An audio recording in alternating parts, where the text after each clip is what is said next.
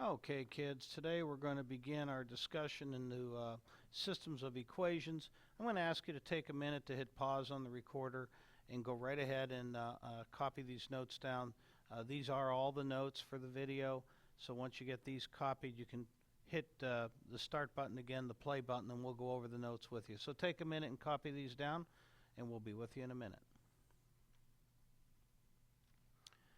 We begin by starting off with what a system of equations is. And a system of equations is a set of equations that has at least two variables in each equation and at least two equations.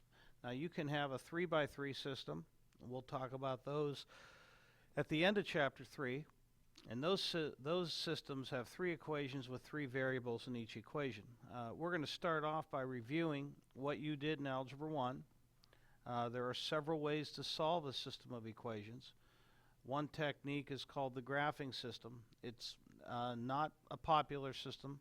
It's not anybody's favorite way of solving a system, but nonetheless it is accurate and it does work. You're going to start off tonight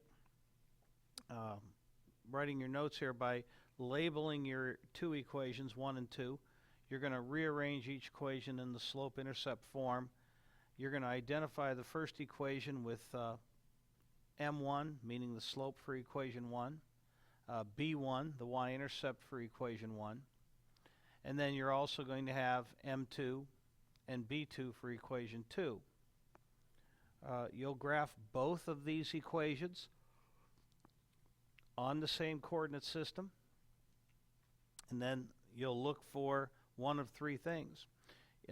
Step 5 says the point of intersection, which is what most of the systems will have.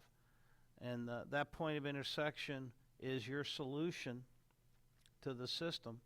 It's the x and y value that can be put into both equations to result in a true statement.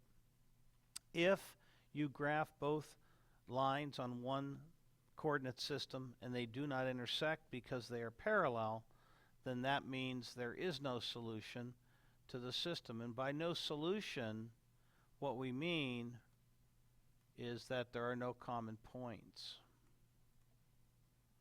Nothing in common.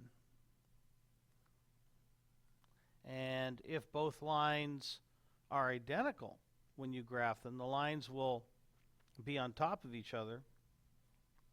And so all points in line 1 would also appear in line 2, so any x value in line 1 would have a corresponding y value that would be identical in the second line. And so those are the different types of things that can happen tonight. Again, make sure you're labeling your equations as 1 and 2, and make sure you're plotting both of them on the same coordinate system. We will go back to this tomorrow.